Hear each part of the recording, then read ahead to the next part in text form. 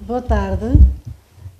Cumprimento primeiro a mesa, nas pessoas do Sr. Vereador da Câmara Municipal de Amarante, a Sra. Engenheira Verónica, a quem felicito pelo seu trabalho desenvolvido no domínio da cultura, que é um mar onde eu, não sabendo nadar, gosto muito de mergulhar nesse mar. Mas então onde tiver pés, depois já não vou. Mas eu sei até onde posso ir. Ora bem, e queria cumprimentar a família, logicamente, com quem tenho o prazer de me encontrar de vez em quando, nestas andanças tertulianas. É nessa condição que eu estou aqui, como membro da direção da tertúlia João de Araújo Correia, talvez não tanto como a Helena Gil disse, não sou uma estudiosa tão sistemática como isso de João de Araújo Correia. Portanto, não vale a pena criar grandes expectativas, porque realmente não é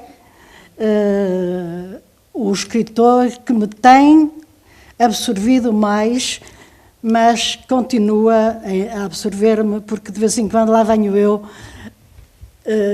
visitar o nosso amigo ali ao seu eremitério. Ora, eu acho que, em termos de cumprimentos, eu peço desculpa, não cumprimento mais ninguém, porque eu de protocolo sou um bocado fraca, em outras coisas também, mas em termos de protocolo, quem cumprimenta, quem não cumprimento. Portanto, estão todos cumprimentados.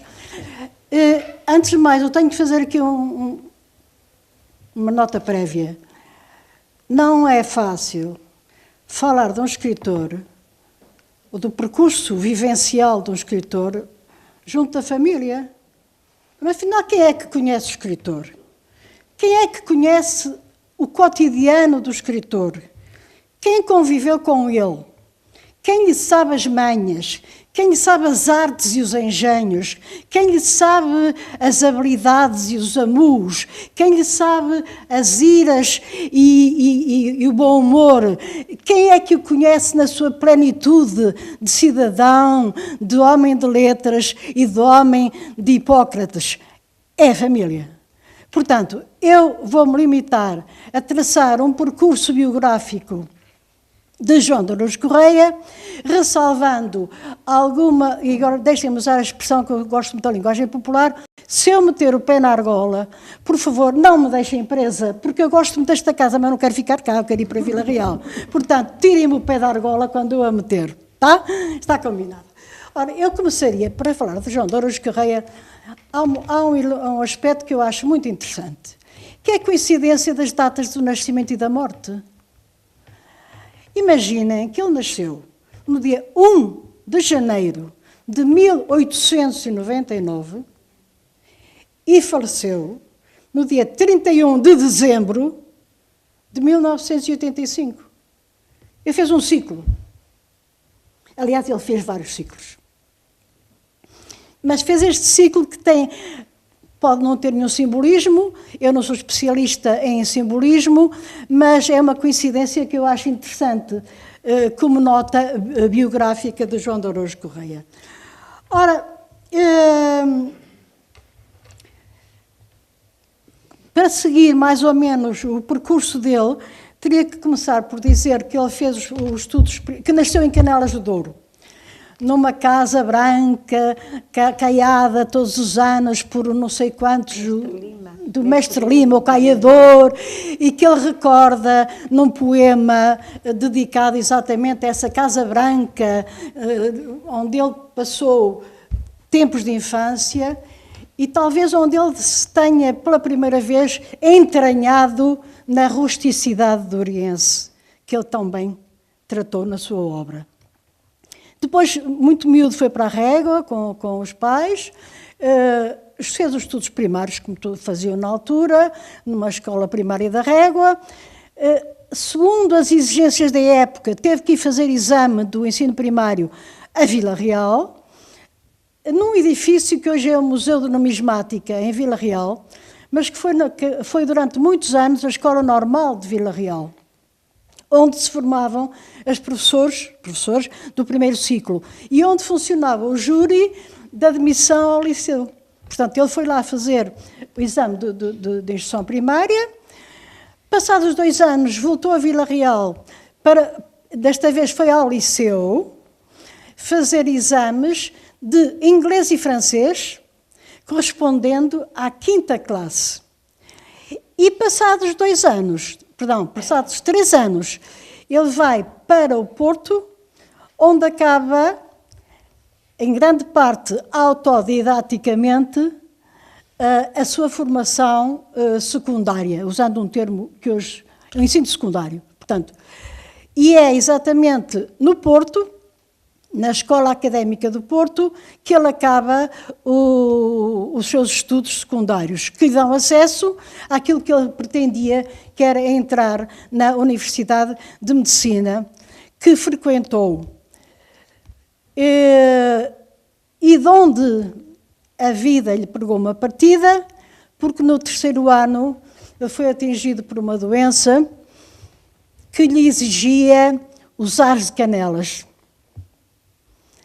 É engraçado naquela altura, hoje não sei se há tanto, a falta de poluição sonora, poluição de todas as espécies, o sossego, a calma, a falta de barulhos, de bulícios, eram muito importantes para o tratamento de certas doenças, como o doutor sabe melhor do que eu. E a verdade é que ele interrompeu durante 6 anos o curso de medicina. Interrompeu 6 anos o curso, mas não perdeu 6 anos. Porque durante esses 6 anos, ele que sempre, desde criança, tinha uma apetência especial pelos livros e pela leitura, ele aproveitou esses 6 anos, já era um homem praticamente feito, e, portanto, já tinha a noção de que poderia, sozinho, através dos livros, auto-informar-se, uma vez que ninguém pode escrever sem ter uma informação que é dada pelos livros. E, portanto, ele fez muitas leituras, era um apaixonado de Camilo Castelo Branco, uma paixão que herdou do pai, que era um camilianista, acho que um bocado dependente quase, e, portanto, isso deu a possibilidade a João de Araújo Correia de ler muito Camilo, inclusive ele diz que aos 7 anos leu a primeira obra do Camilo. Qual foi? Já não me lembro. A primeira obra do Camilo que ele leu, agora não me lembro, daqui a bocado lembro. Portanto, ele iniciou-se na leitura, no estudo, e aproveitou aquele isolamento. Aliás, eu penso que o isolamento em si, conhecendo um bocadinho o seu temperamento, que a obra nos fornece, não terá sido um grande sacrifício, porque ele não era um homem de tertúlias, de agrupamentos, de convívios sociais. Ele era um homem mais de interioridades do que de exterioridades. Por isso, aquele isolamento acabou quando ele recuperou da doença e retomou o curso de medicina. Com o curso de medicina, é evidente que nós, penso que somos todos um bocado filhos da interioridade. Filhos de terras, um tanto ou quanto madrastas, que nos afastam das grandes manifestações culturais que oferece o Porto, que oferece Lisboa e mesmo Coimbra. Nós, os transmontanos, os dorienses, os minhotos, mas os minhotos têm sempre a vantagem de ir à Espanha, com mais facilidade. Mas nós sofremos de uma grande interioridade que pesa muito. E pesa muito, sobretudo, em alguém que escreve e que quer que o leiam. Mas João de Araújo Correia, não sei se pensou muitas vezes, antes de ter tomado a opção de se radicar na sua terra não natal, na aldeia, mas na então Vila da Régua. E, portanto, instalou-se na Régua para exercer medicina. Tinha o seu consultório na rua Maximiano Lemos, onde tinha também o seu escritório, e, portanto, onde vamos encontrar um homem dividido, como alguém disse, entre uma caneta que escreve e uma caneta que prescreve. Ou seja, Era lá que ele recebia quem se queixava do corpo e quem se queixava da alma. Era lá que ele entabulava conversas restritas com amigos selecionados e, portanto, era o seu eremitério. Ele diz, essa palavra eremitério, penso que será das mais usadas quando se fala em João de Araújo Correia. É o eremitério. Ora, o eremitério, ele chamava aquilo eremitério porque era isolado, era ermo, um sítio ermo, mas era um sítio belíssimo. Aliás, a casa ainda existe, era virada para o Douro e, portanto, era um homem que, nos momentos muito poucos em que a caneta não escrevia nem prescrevia, ele contemplava a natureza, contemplava o Marão e contemplava o Douro. E era essa uma satisfação pessoal que o enriquecia psicologicamente e que lhe despertava a sensibilidade para a beleza de uma natureza que ele nunca se cansou de cantar até à última obra. Portanto, exerceu nesta cidade sempre. É evidente que saía quando o solicitavam. Na altura, na Régua, não sei se havia mais médicos, mas lembro dele falar que iam bater-lhe à porta a qualquer hora do dia ou da noite para ir assistir a alguém que estava doente numa das aldeias, às vezes ia de burro, antes de ter carro, e falam aqui a Galafura, que alguém lhe bateu à porta, às tantas da hora, e lá foi a Galafura a acudir um doente. Portanto, ele saía. Aliás, ele próprio, é outra expressão que se usa muito, é o João Semana. Ele dizia que seria o último João Semana,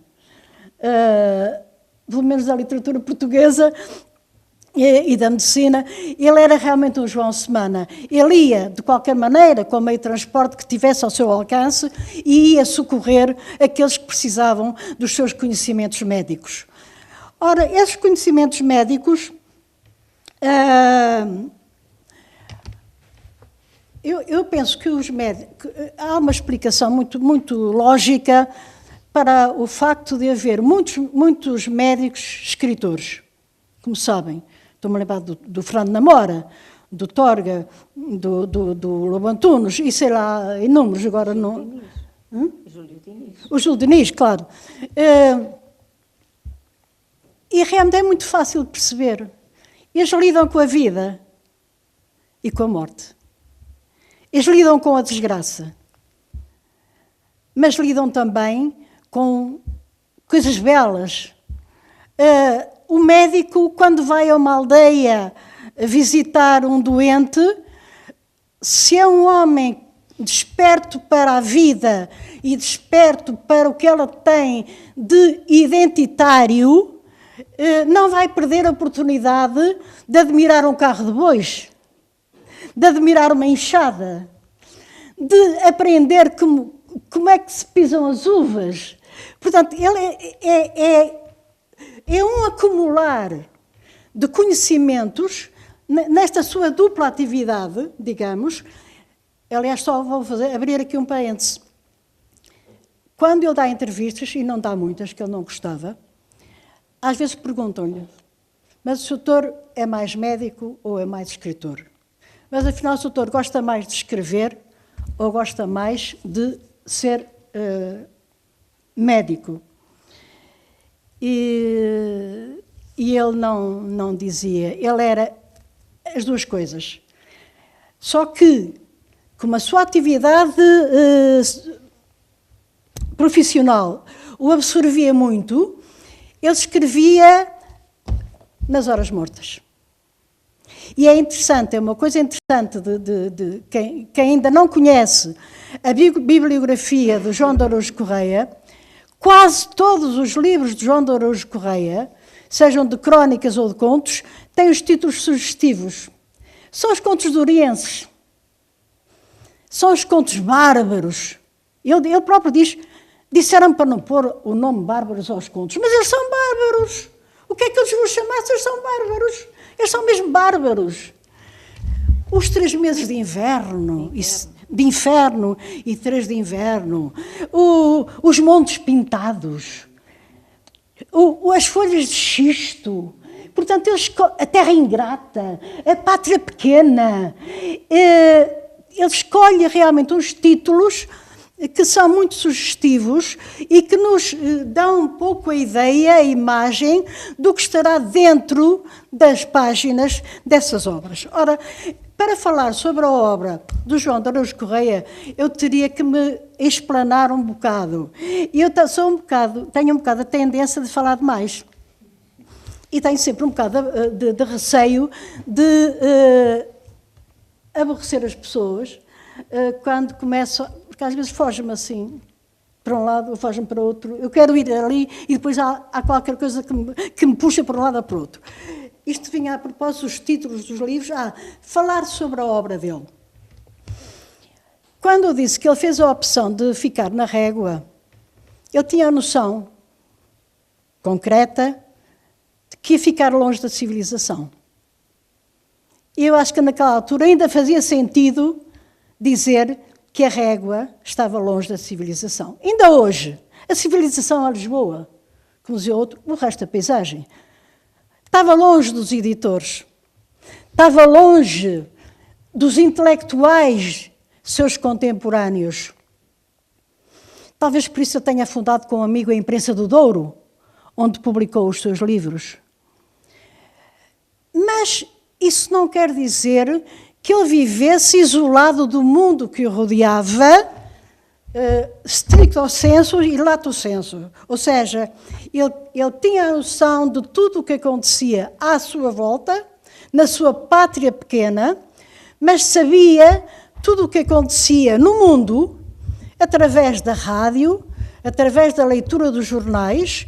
Ele próprio foi colaborador dos jornais do Porto e, portanto, ele tentava saber e comentava o que se passava. Portanto, ele não era um homem isolado da civilização.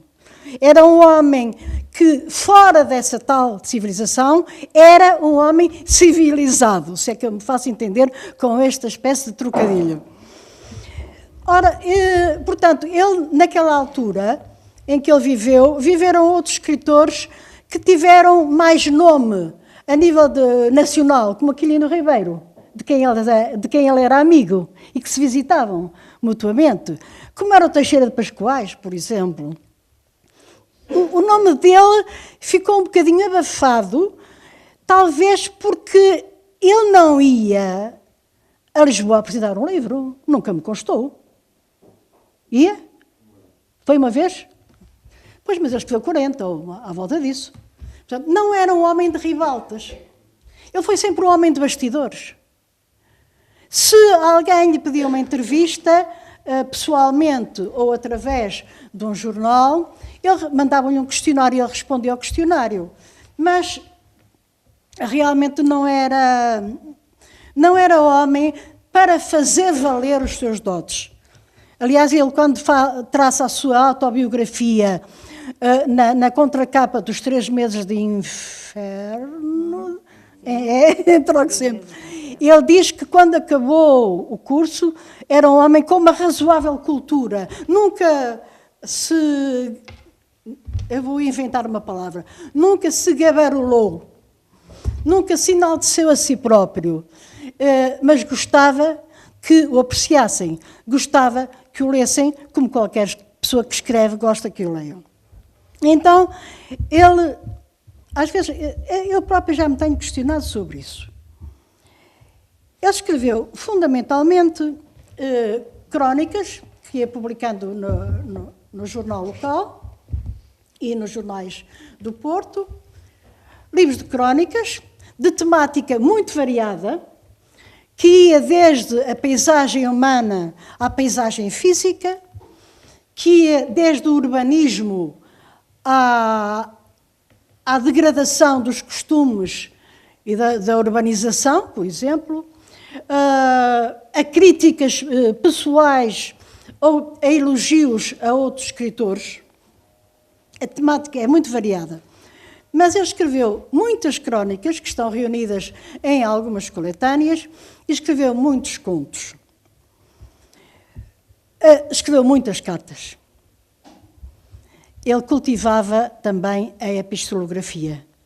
Escrevia muitas cartas. E a epistolografia, penso que um dia, se chegar à luz, espero que seja assim um dia de luz, de sol, em que ela apareça assim como Dom Sebastião. Não, Dom Sebastião não, que ele veio numa manhã de nevoeiro. Eu preferia que as cartas aparecessem numa tarde radiosa de sol. A epistolografia é muito importante no estudo de um escritor. Porque o escritor carteia-se com pessoas de quem gosta. E recebe cartas de pessoas que o admiram ou que gostam dele. E ele carteou-se com muita gente. E deve haver ali muita coisa de que ele fala nas cartas, num registro intimista, que talvez possam ser, eventualmente, novidades que nós, leitores estudiosos, não sabemos. Escreveu ensaio, foi um grande camilianista, foi um grande defensor da língua portuguesa. Ele já nasceu depois de Fernando Pessoa, São teria dito como Álvaro de Campos, a minha pátria, a língua portuguesa, mas também nasceu antes de Virgílio Ferreira, em que dizia da minha pátria vê-se o mar. Mas isto agora, a propósito, lá estou a fugir. Desculpem.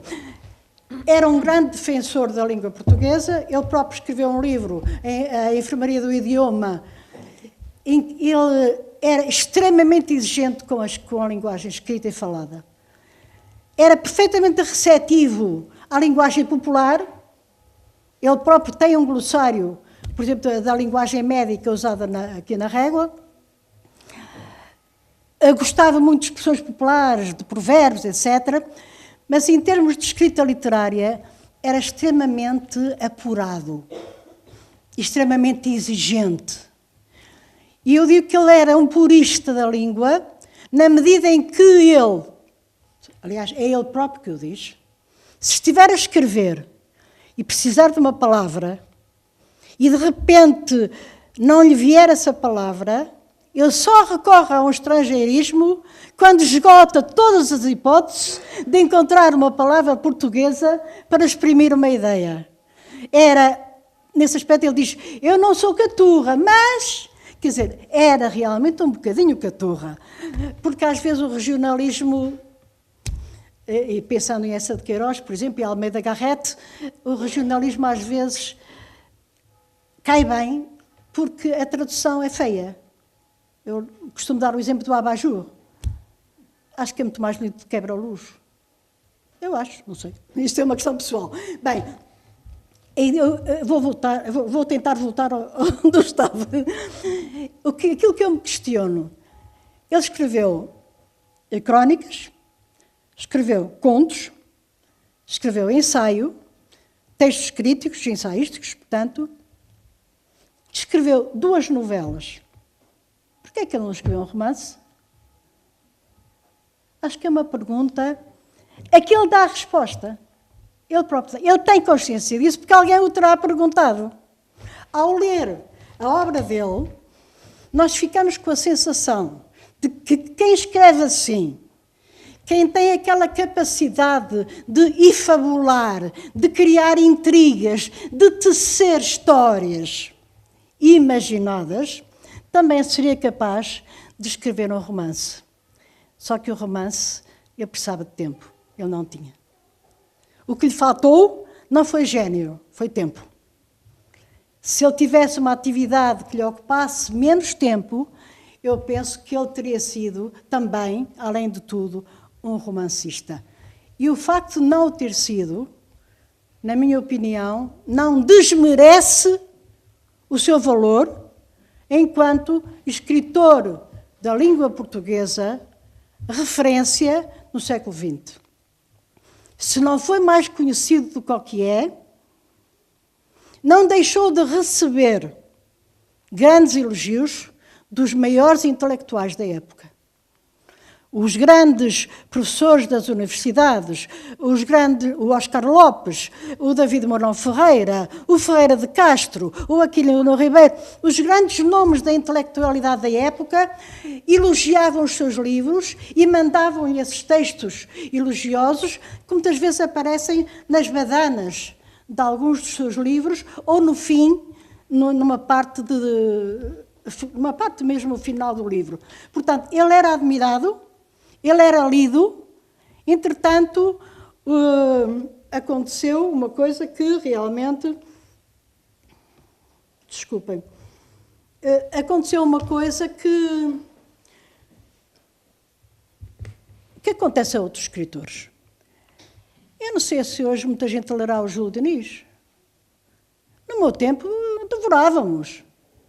O Júlio Diniz, maravilha, a Morgadinha dos Canaviais, as pupilas do Sr. Reitor. Adorávamos. Eu pergunto agora, quem é que lê Júlio Diniz hoje? Quem é que lê Camilo Castelo Branco? Essa sim. Eu penso que essa, que foge um bocadinho à lei fatal do esquecimento. Mas grandes escritores do passado estão esquecidos.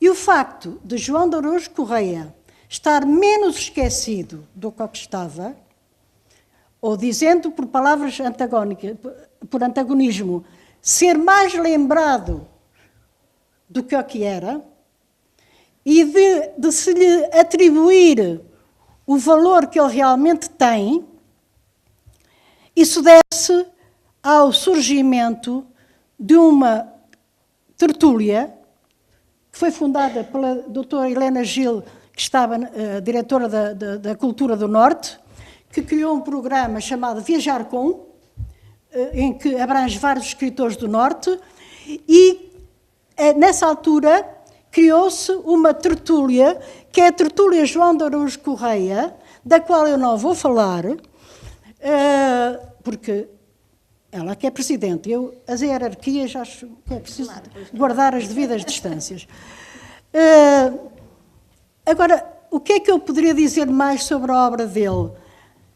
Que eu acho, o que é que eu, que fui professora de português, ainda até há pouco tempo, porque dei aulas na sénior também de português, o que é que me encanta em João de Araújo Correia?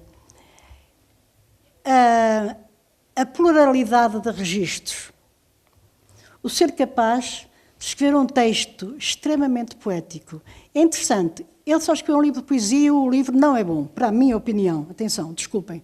E a família me desculpe também, porque eu lido bastante com a poesia enquanto leitora e realmente não me parece que aqueles poemas que ele escreveu estejam à altura do resto da obra. O livro chama-se Lira Familiar. Portanto... Admiras o registro dele, até vais ler um texto. Exatamente. O que é que eu admiro? É um escritor, primeiro, que se compreende.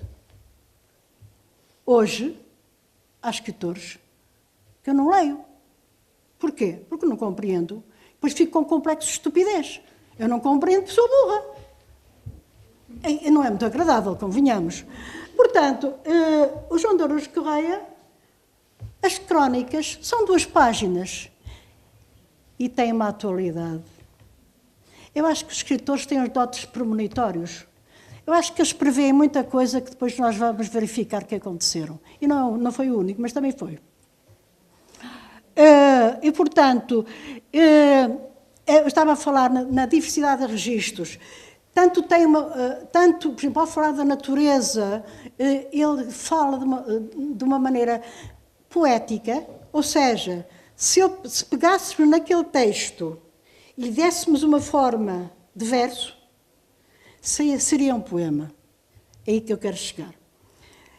Por outro lado, é de uma correção, de uma fluência, de uma clareza muito grande, mas tanto é capaz de uma grande seriedade ao tratar um assunto muito sério, como de vez em quando lhe vêm uns humores de humor.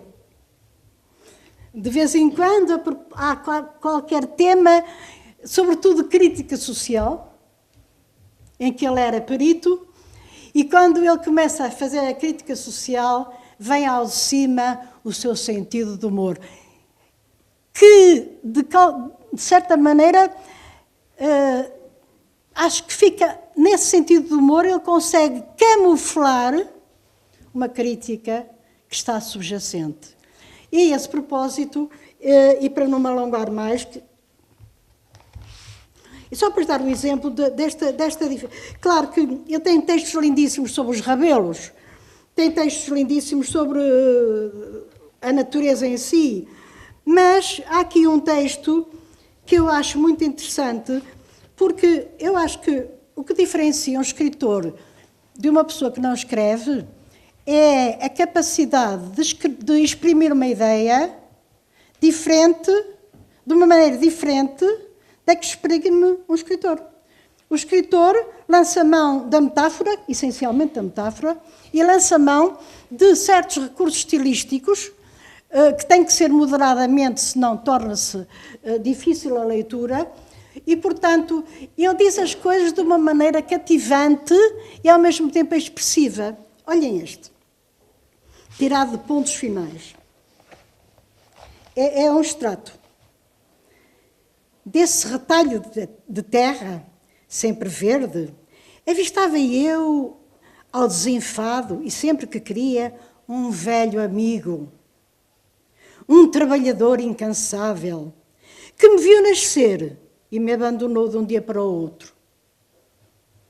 Quero referir-me a um rio arcaico, milenário, que me contava uma história cheia de pavores e doçuras, quando me via sentado num banco de pinho ao fundo do meu quintal.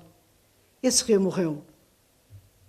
Deixou de ser rio para ser um largo artificial imenso, parado ou pasmado a meus pés, como cadáver que a morte dilatasse. O dinheiro dos homens, para se multiplicar, a troco de dar luz e energia ao mundo, pega no meu rio, que era bravo e impetuoso como um touro, e amansa-o em lago. Fez dele, no pasto ou uma choca, no fim de uma tourada. O meu rio, que era poeta heroico e poeta idílico, ao sabor das horas, que as contava de todos os feitios, era também artista. Com que paciência, durante séculos de séculos, não foi esculpindo na rocha dura maravilhas da arte. Hoje, lago empanturrado, mais rico que um porco, já não tem força e até sem vergonha de pegar no maço e no cinzel, deixá-lo, que o progresso manda. Há aqui uma aliança entre a crítica e o registro de uma realidade. Agora, e talvez sou mais... O Marão, já, toda a gente conhece o Marão. Eu ia ler que eu acho muita piada, porque eu também sou um bocado assim. Gosto... A evolução, o progresso, trouxe muitas coisas boas, mas também acabou com muitas coisas que eram bonitas. E então, não é este. Já estás a asnear também. Divertimentos populares, em Cartas da Montanha. Perto do meu ermitério, há uma alameda municipal, de onde se avista o Rio Douro e um círculo de montanhas que nele se debruçam. No verão, quem trabalhou de dia pode encontrar naquele sítio o prelúdio de abençoado e merecido sono. À parte das vistas, iluminadas pelo aceiro elétrico, por autêntico luar ou por estrelas, pode usufruir bens inestimáveis para homem ou mulher que trabalharam em país soalheiro. Quer dizer, pode encontrar ali as bênçãos do silêncio e da frescura. Pode também, nesse remanso, encontrar-se a si mesmo, o que é quase sempre uma riqueza. Esses benefícios, que mal aponto, perderam-os em agosto quem morrejou ao ar livre, de sol a sol, ou em furnas chamadas oficina e escritório. Perde-as em agosto, mês consagrado a diversões populares. Essas diversões consistem em suportar ruídos até o esgotamento de energia, o eclipse da consciência, o marasmo que deve preceder o sono patológico. Atordoa o povo, neste conflito, vozes e músicas saídas de meia dúzia de barracas. Vozes e músicas ampliadas pelo microfone e baralhadas no ar com frenesim, como cartas de jogar a bisca no balcão de uma taberna. Mistura-se o reclame, na melhor panela, com o da melhor batata.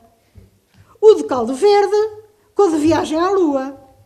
Em roda dentada, com bónus de leque, para cada um se abanar. Mistura-se a música do Mamá Eu Quero com o Pega na Viola, a do Boi na Linha com Vida Minhoto e o Malhão com o Sair de Casa. Assim se diverte o povo. Ou assim o divertem na Alameda Municipal, fazendo barulho, ouvindo barulho até à embriaguez. Pelo meado de agosto, atinge a bulha o paroxismo. Todas as goelas, todas as placas, todos os fios, todas as trompas enlouquecem. Deixem de berrar para fazer negócio. Muito obrigada.